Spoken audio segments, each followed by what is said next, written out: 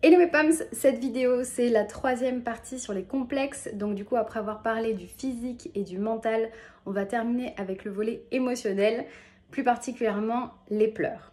Donc je voulais vous parler de ça parce que je vous avais promis de vous parler de mes 3 plus gros complexes et de comment les dépasser, comment en faire des atouts. Et en fait quand j'ai préparé cette vidéo, je me suis rendu compte qu'il s'agissait plus de situations complexantes que d'un vrai complexe de ma part.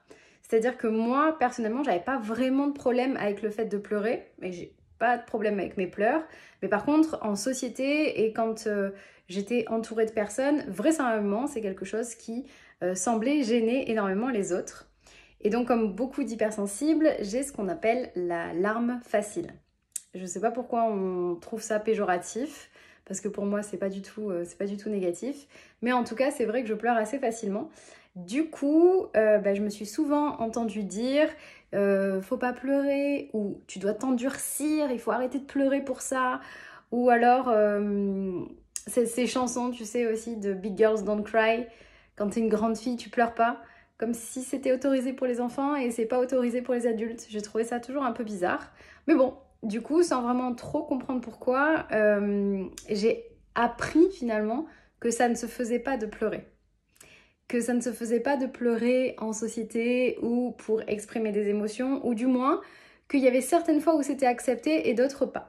Et comme du coup moi je savais pas faire autrement, parce que les pleurs sont quelque chose de très naturel chez moi, comme pour beaucoup d'hypersensibles, l'hyperémotivité fait partie des grands piliers. J'essayais surtout de ne pas le montrer. De pas le montrer quand notamment je regardais un film avec mon chéri au début quand on était ensemble, et je regarde dans l'air. Je sais pas si toi aussi tu connais ces techniques. Tu regardes dans l'air et tu souffles pour essayer de pas pleurer. Et puis si ça pleure, hop, t'essuies vite fait, ou tu te caches. Et il y a un autre moment où c'était assez caractéristique, ça me fait sourire maintenant, mais c'est quand j'étais à la projection du film Qui c'est les plus forts, dont je suis la chorégraphe. Et donc du coup c'est un film dont j'ai lu le scénario, j'étais sur le tournage, etc. Et en fait on a été invités à la projection. Et même si tu connais l'histoire, si tu es dans le film, que tu connais ce qui se passe, que tu sais ce qui va arriver, je vis les films comme si c'était la réalité, à chaque fois. Et donc du coup, j'ai pas pu m'empêcher de pleurer. Et là encore, c'est marrant, je me disais, mais est-ce que dans ce cadre très professionnel, alors qu'il y a des plus jeunes, l'actrice principale qui est beaucoup plus jeune qui est à côté de moi, et qui, elle, ne pleurait pas, et je me disais, mais c'est marrant ce rapport qu'on a aux pleurs comme si c'était un mal. Et en fait, je sais aussi que moi, il y a pas mal de moments où je pleure et je sais que les autres ne pleurent pas. Par exemple, à la fin d'un spectacle, quand les gens applaudissent et qu'il y a quelque chose de très beau, quelque chose que j'ai trouvé magnifique, je pleure parce que oui, moi je ne pleure pas que pour des émotions négatives comme pour la colère ou pour la tristesse. Je pleure au moins autant de joie, de rire, d'amour et d'émerveillement. Tout ça, ça fait partie de moi. Et en fait, au début, tu dis, mais les autres ne pleurent pas pour ça. Est-ce que c'est parce qu'ils n'ont pas d'émotion? Est-ce que c'est parce que eux, voilà, ils savent qu'il ne faut pas pleurer dans ce genre de moment?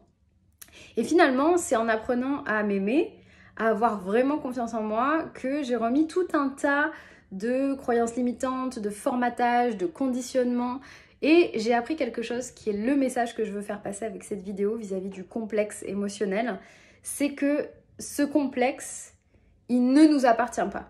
D'accord? Ce complexe lié aux pleurs, ça ne t'appartient pas. C'est pas un complexe à toi. C'est un complexe qui vient du regard des autres, d'un conditionnement. Parce que pleurer, c'est naturel. Oui, spoiler alerte, ça va peut-être vous surprendre, mais pleurer, c'est quelque chose de naturel. C'est pas un signe de fragilité, c'est pas un signe de faiblesse. Ça veut pas dire que tu sais pas gérer tes émotions, ça veut pas dire que tu devrais les vivre différemment. Non, c'est juste naturel, c'est juste l'expression de tes émotions. Et en fait, c'est ce qui est marrant, et je crois que c'est le truc qui m'a vraiment marqué quand j'ai commencé à travailler sur ça, c'est qu'en fait, on reproche à personne de sourire. Tu dis pas à quelqu'un... c'est vraiment la même chose de pleurer et de sourire, c'est juste l'expression d'une émotion. Et tu dis à personne que... parce qu'on peut sourire de joie, on peut sourire d'amusement, évidemment. On peut sourire de gêne aussi, il peut y avoir des sourires très gênés quand on ne sait pas, c'est une réaction d'une autre émotion, parfois de honte. Et en fait, personne ne dit à quelqu'un « arrête de sourire » ou « tu souris trop ». Ou alors, c'est vraiment des emmerdeurs. Mais du coup, si c'est ok de sourire, c'est ok de pleurer. Point barre. Il y a rien d'autre. En fait, tes larmes, tes larmes, elles sont légitimes, d'accord? Tes larmes, elles sont naturelles, tes larmes, elles sont belles et tu es parfaite telle que tu es. Je veux vraiment pas que tu laisses le regard des autres t'influencer sur ça. Tu es parfaite telle que tu es, simplement tu es connectée à tes émotions. Et ça c'est un cadeau. Donc à partir du moment où tu te rappelles que tes larmes, ce n'est juste que l'expression d'une émotion et qu'en fait, toi et moi, on fait partie des gens qui sont connectés à nos émotions, qui ont des émotions vives, qui ont cette haute sensibilité et que c'est parfait comme ça, qu'il n'y a rien à changer, donne-toi ce droit de pleurer. C'est ok de pleurer, c'est ok et c'est parfait. Il n'y a rien à changer. D'accord? Donc ne laisse pas cette erreur de croire en te comparant, en te laissant influencer par le regard ou le jugement des autres qu'il y a un problème chez toi. Au lieu de complexer, ce que j'ai envie de te donner aujourd'hui, c'est plutôt de te dire qu'il vaut mieux donner ton mode d'emploi aux gens.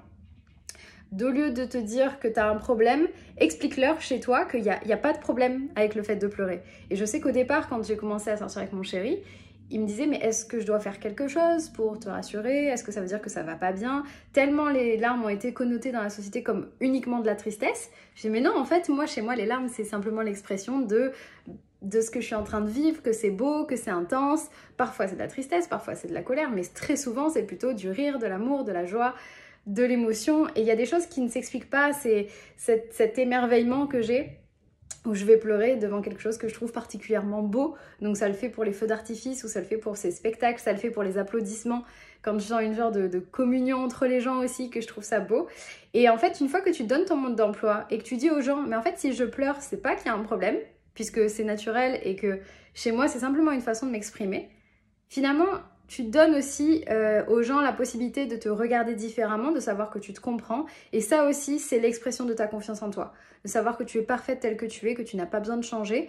Donc arrête de complexer. Donne plutôt ton fonctionnement aux gens qui en ont besoin, aux gens qui n'ont pas encore appris malheureusement à voir les pleurs comme quelque chose de sain, comme quelque chose de naturel. Et tu vas voir que ça va complètement te libérer de donner ce fonctionnement-là.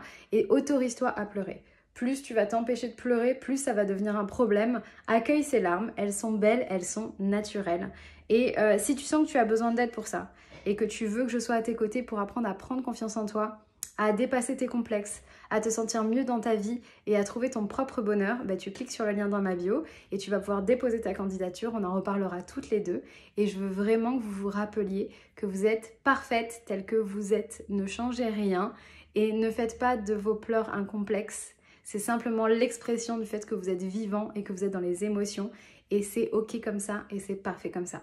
On se retrouve bientôt pour de nouvelles vidéos et en attendant, Pom Kiss!